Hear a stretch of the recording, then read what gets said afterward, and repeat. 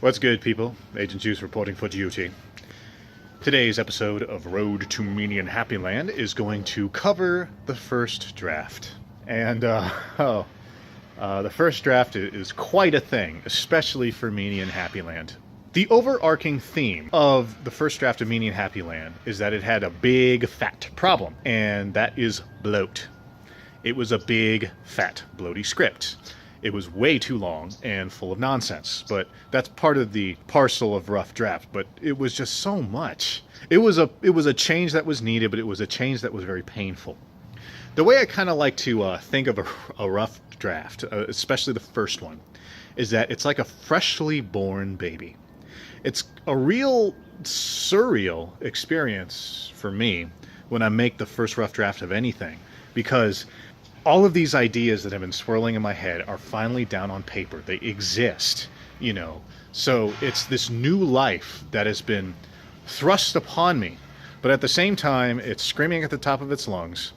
And it's covered in blood and other body fluids. So, you know, it's not a very clean thing to deal with. But that's kind of not the point. The bloat of the first draft of Meanie and Happyland, however, did provide me with two very valuable things. The first off, which is kind of the obvious one, is that it was just good practice. You know, it was my first attempt at writing a script for this show, and it loosened up the fingers, if you will. I kind of was able to, you know, shake off some uncertainty and kind of get a feel of what I want the show to feel like, you know, how I want it to read, how I want the dialogue to go, all that good stuff. And the second thing, which is kind of the weirder aspect of it, is that it provided a database. And I can thank the bloat for that, because there was a lot of material that I didn't just cut and then throw away in the trash. There was a lot of it I was able to squirrel away for later episodes, and even some stuff that I was like, this does not work in this TV show, but I could totally make an entirely different show off of this little nugget, and I can just kind of put it away. That was kind of nice. It's like the back in the first video of Road to Meanie and Happyland I made, where I was talking about, you know, banging out the idea and kind of brute forcing my way through it and coming up with a bunch of nonsense until something was born of it. The first draft is kind of another version of that, only this time you're being a lot more specific. You're no longer creating an entire premise, you're just trying to find a way to lead people into the premise. And so because of that, the first draft is a real a real doozy to deal with. Oh, and speaking of first draft, I think I hear a magical sound in the air. That's not the ice cream truck. It's something else. Wow! Look, kids, it's first draft Ferdinand. Well, hi, diddly-eye. How are you? Hi, how are you doing, buddy? I like the smell of cheese. Okay. As you can see, first draft Ferdinand is much like many first drafts. He's nonsensical. He's full of cringy dialogue. He is most likely very bloated. And he is probably also filled with a bunch of different endings that really kind of go nowhere. In ways, he resembles the first draft of Meanie and Happyland quite well. And I'm willing to bet that there are plenty of you writers out there who have this horrid spirit of first draft Ferdinand hovering over your own project, and I bet it's just a peach. But there is some good news, people, because there's a secret about old first draft Ferdinand over here, and that is he's not meant to survive the final cut. Wait, what are you doing? The pain. I don't deserve this. Okay, maybe I do. Now that our buddy has been taken care of, let's kind of get into the messy details. Now, the first thing I want to get into is the practice. Obviously, a first draft is great practice. I think the beauty of a first draft is that it's a really good way of just relieving yourself of the fear of making a mistake. It's kind of like warming up, you know. If I don't know how many of you people do any kind of singing or musical, or I guess anything, like even sports. Like you always feel bad when you're first getting into it, like when you first have to warm up, your voice isn't good, or you can't run as fast, or you're not as flexible. But then you warm up, you kind of get the blood flowing and kind of get your mojo going, and all of a sudden it starts getting better and you get in this flow. Another thing that the practice I felt really helped with was a very specific part, which is there's a musical number in the pilot. The musical number is supposed to be when we're first introduced to Euphoria, which is the Happy Land, and there's supposed to be characters, you know, jumping out, singing and dancing as like a really sharp contrast to grimdark and the horrible bloody war that was being fought beforehand. And the man, that song went through so many rewrites.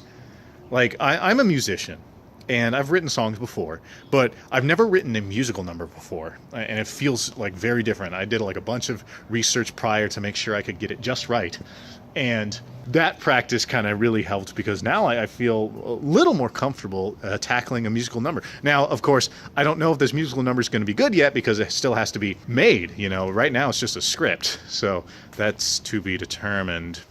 Now, the second thing I wanted to cover is the database, and I believe that that was the greater aspect of writing this big bloaty pilot, this first draft, than I think even just the practice.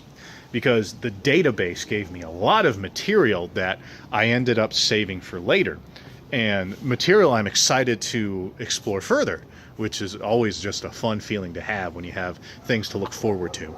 The pilot of Meanie and Happyland opens in grimdark. I think I've mentioned this before in the world building video. But it starts with Adon's final battle against Shakura, the evil god of grimdark. And the original script had this entire final battle sequence. It's supposed to be reminiscent of the opening scene in God of War 3, where, you know, Kratos and the Titans are climbing up Mount Olympus, and there's, you know, it's the tutorial level, you know, when you play through that whole thing. So basically, that was supposed to be the opening sequence, and that took up a huge amount of the pilot. Like, I could easily say probably 1/4 of the pilot was dedicated only to that opening sequence. But it ended up being too much, so I had to cut it. But now I have this great opening sequence, and now I'm thinking about using that sequence for flashbacks, because now the pilot opening sequence is only like the final moments of this climactic battle, and you're supposed to see this horrid aftermath before he's banished.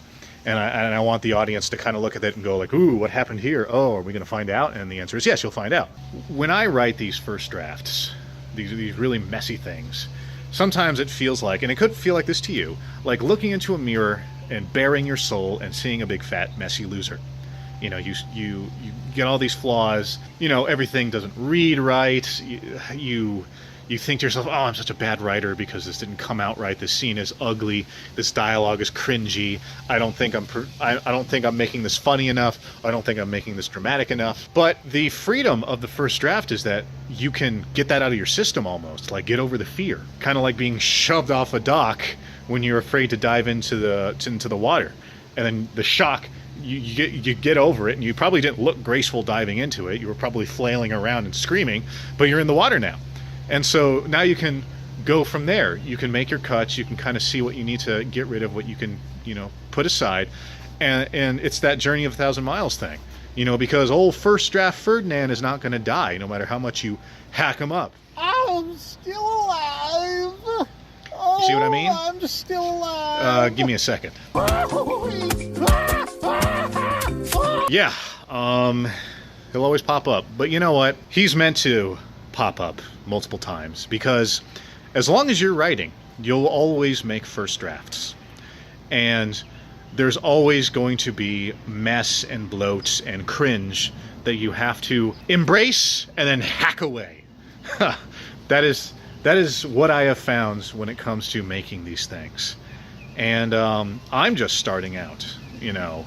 Even the greats, the people who I personally admire, I follow these people on social media, and I always see these tweets about them, you know, dealing with imposter syndrome and always comparing themselves to others. So if they're doing it, then I think it's fine if we do it. You know what I mean? you know, us normies here at the bottom who are trying to make our own way. Anyway, I'm gonna go ahead and head out for today. If you guys like what you see, you guys know to hit those three goodness, the like, the subscribe, the bells, if you want to keep on sticking around. And let me know what you guys think in the comments. And until next time, deuces.